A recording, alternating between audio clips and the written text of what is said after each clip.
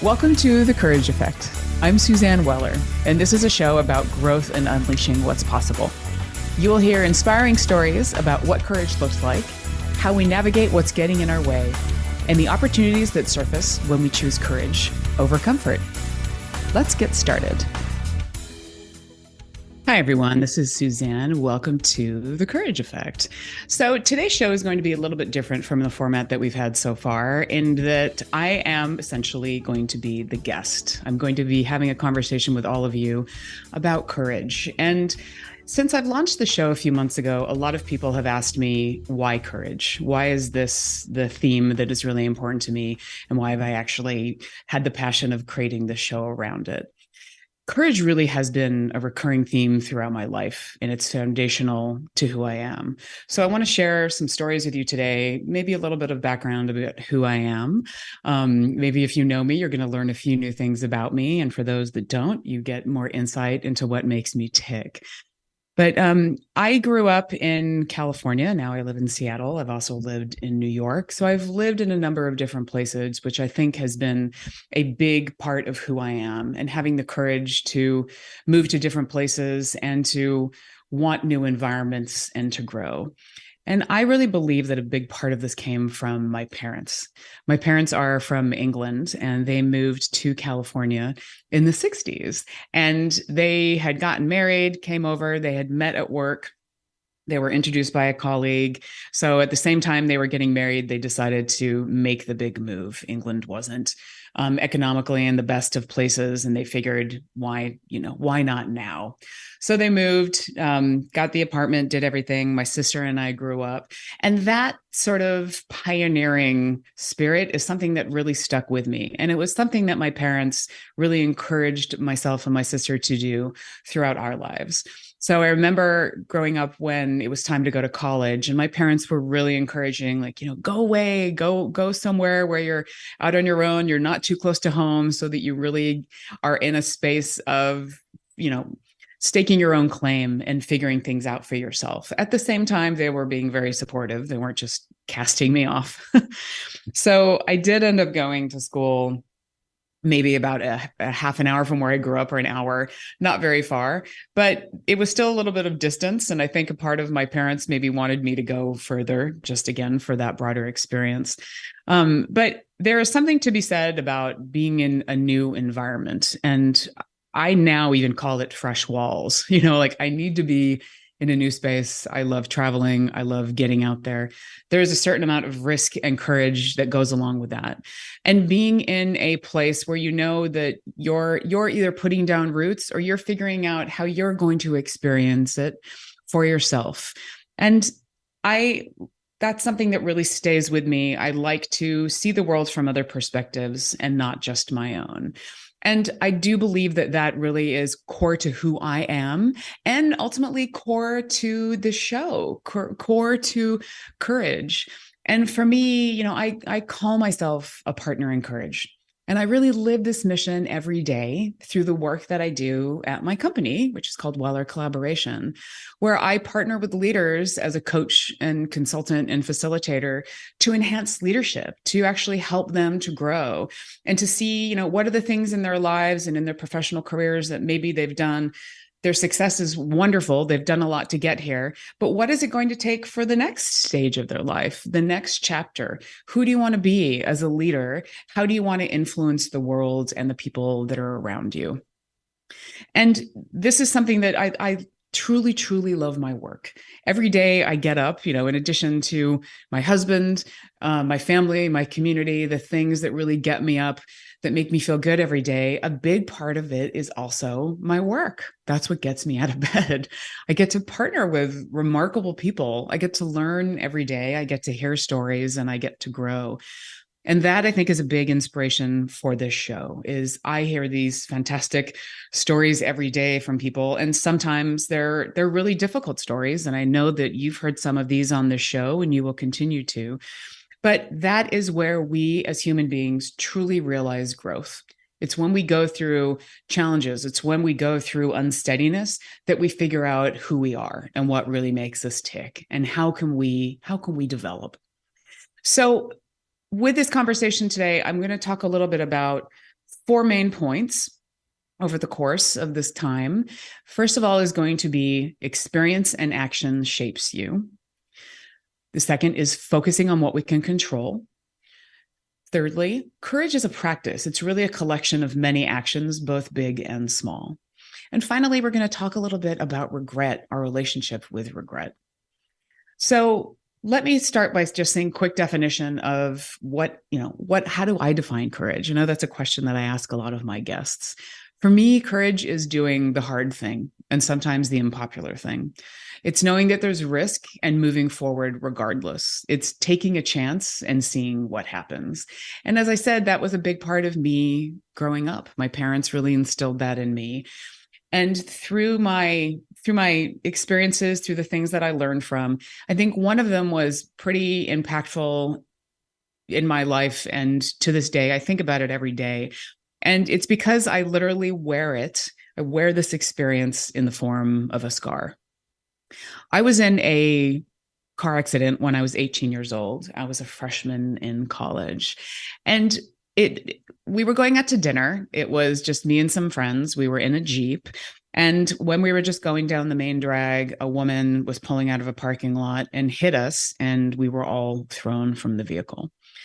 That was something that, really made me grateful because we all survived a really traumatic experience.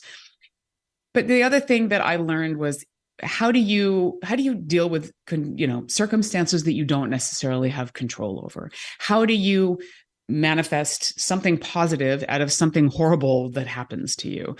I was an 18-year-old girl.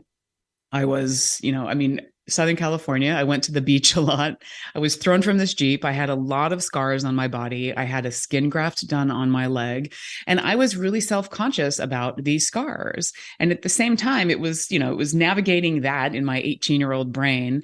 And it was also having to, leave school for a quarter, not being able to, I just started. It was literally my first quarter in school. I felt like I had been dealt a hand of cards that weren't necessarily fair. But what I was really able to do during that time was to just get through it. I mean, physically get through it, surgeries, physical therapy, learning how to walk again, and also having the perspective of seeing my family and the support system that was around me and really helping me through it. Because not only was I going through this experience, but so were they. I mean, my mother was at all of my physical therapy appointments with me. She was there seeing me go through the pain and there to support me and know that I was loved, and it was always supporting me to know that I could get through it, that I was strong enough to get to the other side. And a big part of it was not just the physical recovery, but also the emotional recovery. And that was about forgiveness. That was about not getting lost in the anger that I was experiencing for the woman that had hit us. That took a while. I'm going to be honest, not something that happens overnight. The more that I processed it, the more I realized that anger was taking more of a toll on me than on anybody else. And that's something that to this day, whenever there's something that's eating me up, I take a pause, or I try to take a pause to realize, okay, what is really bothering me right now? What am I mad about? What am I frightened of? What's beneath the waterline? So that experience was able to at least give me a little bit more perspective and learning to work through things. And again, didn't happen overnight, but very, very just a massive shift as far as my mindset and knowing where I wanted to focus my energy and my attention. And it wasn't about being worried about scars on my leg. It was about being alive.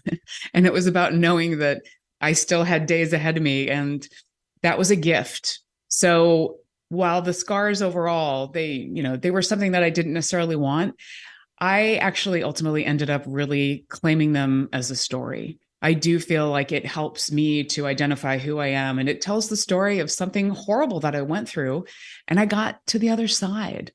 So for me, it was about reframing the experience, owning what happened and seeing where I could grow. And, a scar on my leg, okay, not necessarily the most attractive thing, but life goes on. I still have a leg. I'm really grateful for that. So I want to own what I have been through. I don't want to forget it. It doesn't mean that every day I'm going to be thinking about it, but knowing that it is part of my story and who I am today, I want to make sure that whenever something else comes, that I'm able to navigate through that at the same time, and that I'm able to survive it and learn from it and grow as a result. So that is the first story. And I want to make sure that we think about experience overall, not just the actions that we take, but the actions that happen to us. These are the things that shape us. Secondly, focusing on what we can control. We live in a very disruptive world. I mean, every day, look at the news. We get caught in doom scrolling. I've literally put myself on a news diet, so I can only take in so much information, because some days it can be really, really hard. And we struggle to manage living through it. The world ultimately really is a mystery. It is full of uncertainty. It is full of incomprehensible things and complexity that we struggle to understand. And as we go through, there's different frameworks to talk about this. Like maybe you've heard of VUCA. VUCA is a shortened phrase for volatility, uncertainty, complexity, and ambiguity. This is my change management side coming out right now, because I've done a lot of change management work. We live in this VUCA world, but as we talk about these words, I like to think about it as, why do we even sort of use these words? We are rationalizing or trying to rationalize what's happening in our world, so we use these words to describe it. Every word we use and every concept that we use to describe the world around us ultimately says something about ourselves. So these are concepts that are used to describe our difficulties in grasping what's going on. There's a quote from Maya Angelou: if you don't like something, change it. If you can't change it, change your attitude. I love that quote because it's a matter of really and truly understanding what I have the power to control and change. I am going to muster my courage and I'm going to do my best to get there. But there's also times when I need to understand, I need to have the courage to accept things maybe as they are. How can I change my attitude to be able to process what's going on in the world and do that more effectively, and put my energy in a place that's going to be the most worthwhile for myself and for my family, for my community? So courage is one of the things that really allows me to live in this space of possibility, what I have the power to change and what I don't. It's a lot less anxiety and a lot less stress at the end of the day. So I hope that that's a tidbit that you will find valuable.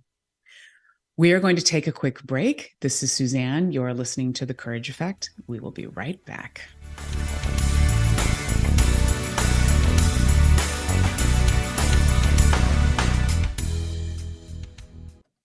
Job search doesn't have to be painful. Wouldn't it be great if you had someone to guide you through your job search or career exploration? Since 2013, Plum Coaching has provided job search, career coaching, resume, and LinkedIn profile expertise to clients around the world. Plum's coaches are former recruiters who have more than 15 years experience in every type of industry, including tech, real estate, construction, manufacturing, and nonprofit. Their coaches take what they know about hiring and put it in service to their clients. If job search is a challenge, or if you're exploring a new career direction, Plum is here to help. They'll work with you to turn what feels like a slog into an adventure. Visit plumseattle.com for details and information on their services. Maybe it's time for a partner like Plum.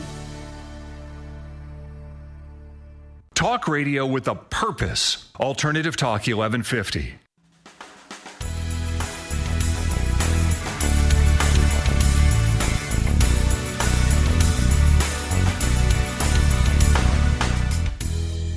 Welcome back to The Courage Effect. This is Suzanne. Thank you for listening. And I am doing a bit of a different format today, continuing with just me as the guest. And I am giving you a little bit more background on myself and really talking about why courage. So the first 2 points that I was talking about in the first half of the show were experience and action shape you, and focusing on what we can control. And now I want to shift a little bit to talking about courage as a practice. It really is a collection of many actions, regardless of how big or small.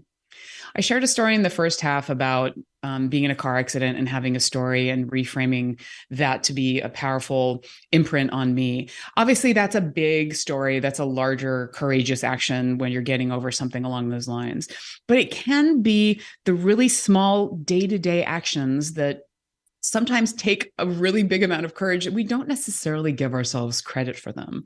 I'm amazed when I invite people to be on the show and a lot of them say, well, I'm not courageous. I don't really, I'm not a fireman. I'm not doing these things where I'm saving lives or I'm making significant impact on the world. But that's the thing that they're not necessarily recognizing is that every day, how they show up and the smaller actions that they're taking really and truly have a big impact on those around them, on those communities, and individuals. And when people are modeling those behaviors, that is where the cascade happens. That's what's so beautiful is that they don't necessarily know that it's happening in the moment, but it's carrying on. And, as Brene Brown says, courage is contagious. So when we're actually stepping into courage, we are encouraging other people to do the same. So a few smaller actions that really stand out for me in my world. I was in my 20s. I was working at a company and I got a temp job at this company. I really wanted to work there. And I got in the door for 2 weeks as a temp, which ultimately ended up being 9.5 years of employment at this company. So I got this temp job and I was an executive assistant for one of the presidents. There were 2 presidents of this organization. So had a great couple of weeks. It was very interesting to learn about him, learn about the larger company. I knew that I wanted to stay there. And on my last day, I had heard that the executive assistant of the other president was leaving the organization. She was moving on. And I thought, this is my opportunity. This is my chance to actually get in front of them and to, get a foothold and really work at this company. So, and by the way, the work that I wanted to do was more along the lines of creativity. I was doing film editing. I was doing digital production. I wanted to be more in the creative side of the business, not necessarily being an executive assistant, but I knew that that could be a foothold. So I printed out a copy of my resume. I had it sitting on the desk. And at the end of the day, I was thanked for my time. And the other president, whose assistant was leaving, he was in his office and I could see him through the glass. And I thought, okay, this is my chance to go in and to say that I'm interested in working for him. And then I started doubting myself. I started getting nervous and worrying about, okay, is this too forward? What is it going to look like if I do this? But literally, it was my last half hour at the organization. I was packing up my stuff to go. And I remember saying, Suzanne, it is now or never. You got to do it. You got to jump in. You will regret this if you don't do it. Take advantage of the moment. So I grabbed my resume, walked into his office, and I said, I am interested in applying for the job of the executive assistant for you. And he said, okay, it's been a good couple of weeks. Let me take a look at your resume. Maybe we can talk about it. Handed it to him and he reviewed it. And he said, I don't know if this is really the job that you want. That was a moment of, oh God, what do I say right now? And I said, you know what? It is not my ideal job, but I really like working at this organization. People are great, passionate about what you do. I would love to be able to contribute in some way. And if that's it, then this is what I would really like to do. But that open and honest conversation was so meaningful to me and powerful. That honesty, that was another thing that took courage. I didn't lie. I didn't basically feed him a line. I was honest about what my aspirations were. And he said, well, you know what? I know that you bring a lot to the table. So let's work together to see if we can find you a role at this company, which then turned into 6 different roles over the course of the next 9.5 years. I actually relocated to New York with this company as well. It opened up so much opportunity for me in just that moment. So I turned my fear of, what is this going to look like? I faced those doubts head on and I did it. I stepped in.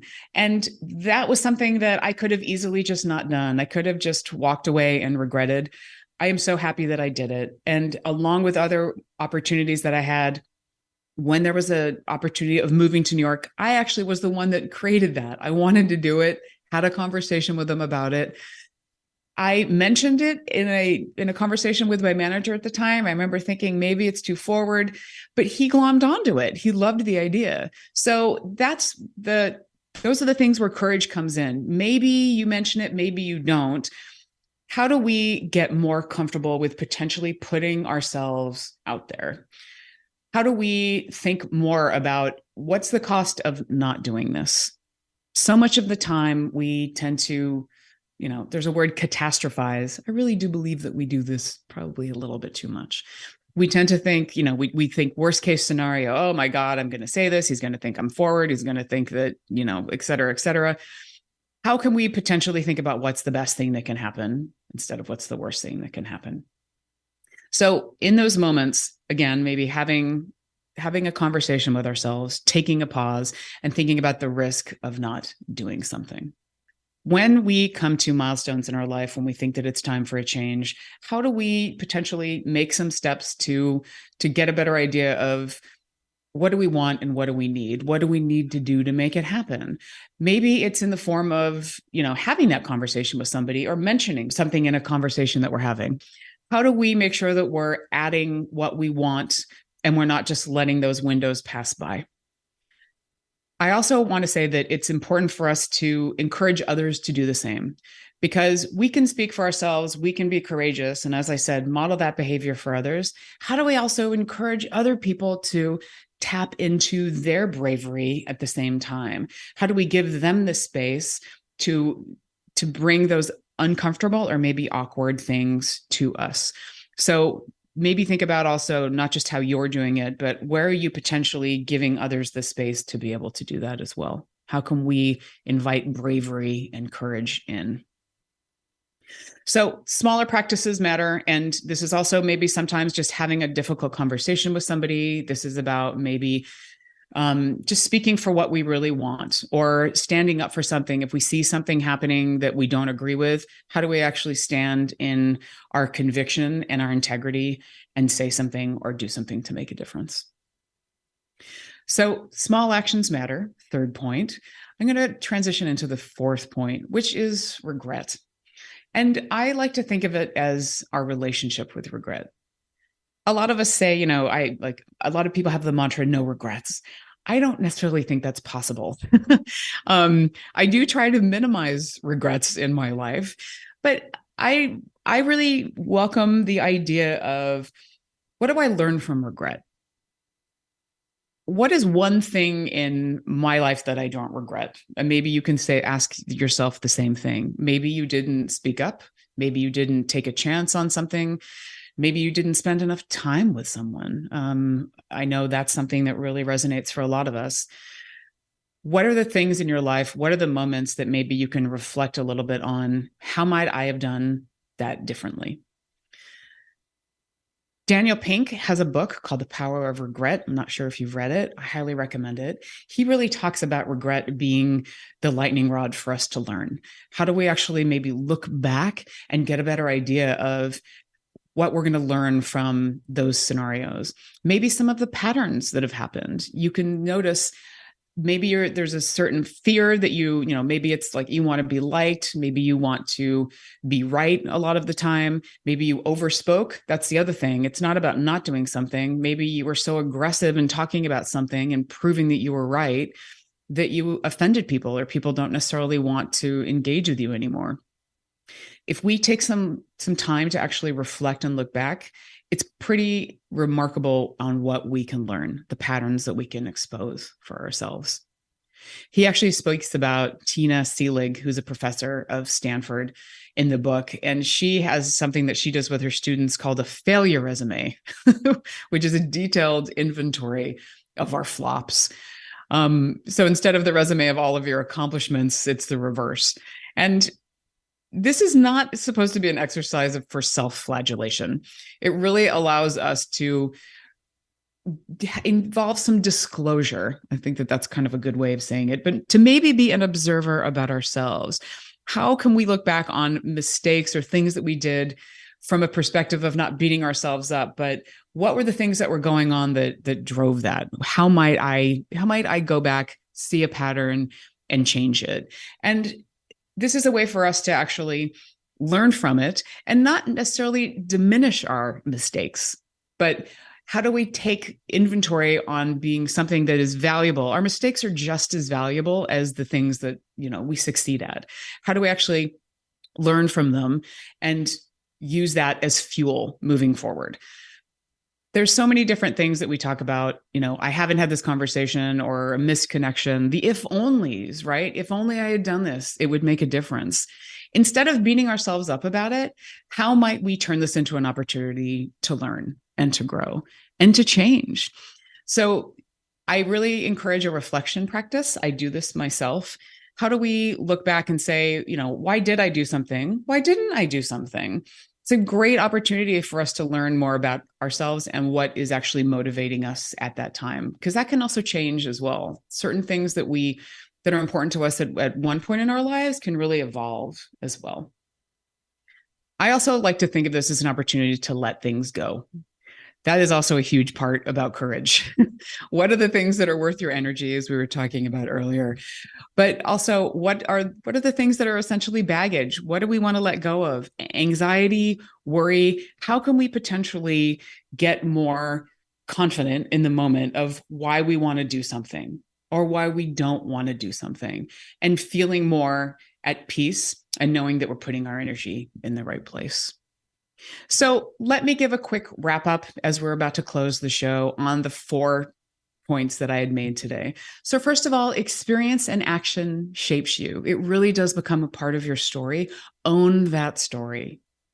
Focusing on what we can control. We live in a crazy world. How can we best be as agile as possible to navigate through challenges on our own?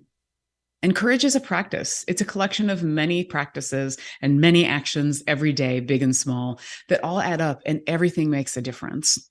And how might you look at your relationship with regret? How might you learn from some of the regrets that you've had in the past? Courage really it gives us power and it gives us agency, and it really matters, again, despite if it's a big or a small act.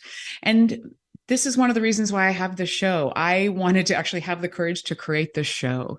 So thank you for being here with me, and thank you for listening. I really hope that the Courage Effect gives you the opportunity to think about where there might be space for more courage in your life and what might happen as a result. Take care, stay courageous. Thank you for listening.